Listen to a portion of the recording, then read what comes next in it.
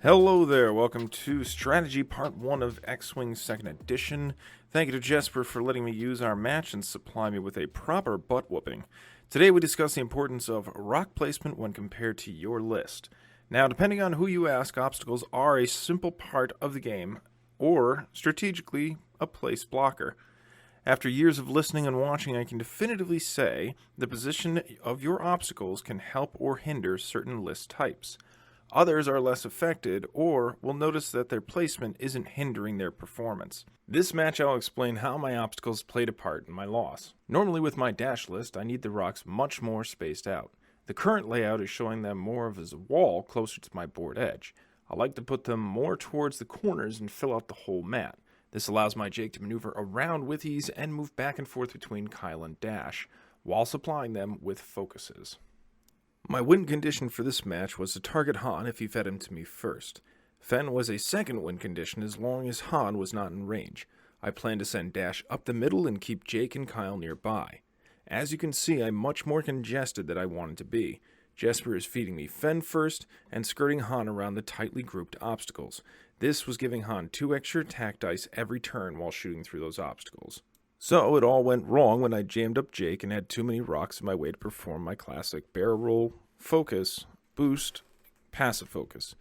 I could have flown past Dash on his left, or even 2-banked in front of him instead of the 2 straight you see Jake perform. That put Jake on the debris cloud, gave him a stress, and prevented him from boosting or barrel rolling as I planned, and also passing out focus. A problem I have as a player is remembering all the little things such as rock setup, triggers, or even that I'm stressed. In this case, I didn't realize we were setting the rocks too close to my edge and blocking my own ships. I understand Dash can fly over all of these obstacles without any issue, but my other ships cannot. It's easy to see after the fact how important my rock placement was to keep my list working as it should. Other lists that care less about obstacles still should have some sort of setup that they're used to. This even includes using your rocks to block your opponent's strategies and keep them from using their list at their maximum performance. In this case for me, it could have been keeping Han from getting 2 extra dice while shooting at Jake by spacing the obstacles further apart. I did run a poll online and the results were a little surprising. Although most players do take specific rocks, it was split 50% between players who were strict and then the laissez-faire who were choosing obstacle placement. Choosing which obstacles to take requires less of an explanation. Take tractor beaming, for example. When you want to move something onto an obstacle, you would rather it be an asteroid or a debris cloud. While a ship is on an asteroid, it cannot shoot, and if you were to tractor beam something onto a debris cloud, it then becomes stressed and possibly pushing a crit through.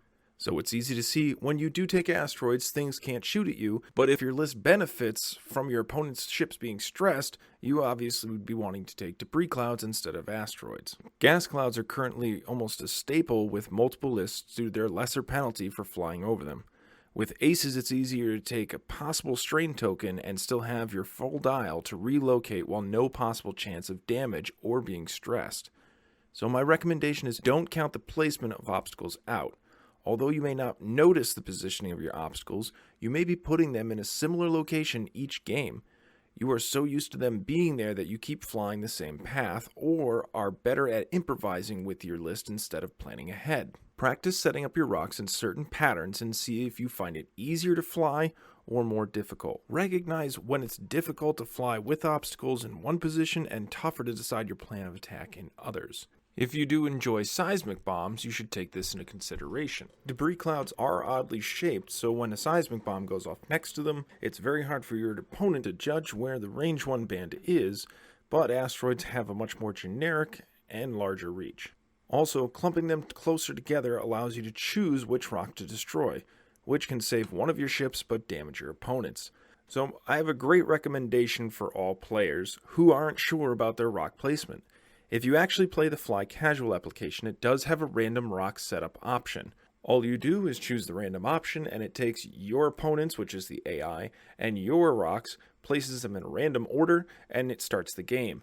In this case, you actually can fly against the same list several times with different rock placements each time, and it'll show you whether or not your list is better or worse in that type of formation. So try not to get into the mentality that obstacle placement doesn't hurt or help your list. If you start paying attention to those placements, you might be seeing strategies played against you and you're not even aware of it. In the long run, you're going to end up helping yourself avoid those situations to where an opponent who actually does have a rock placement strategy from playing those tricks against you, because it might in fact hinder your list, or it might make their list even better because now they're able to move at the rate that they want to instead of having to avoid the rocks. So thank you again for watching, and fly what's fun.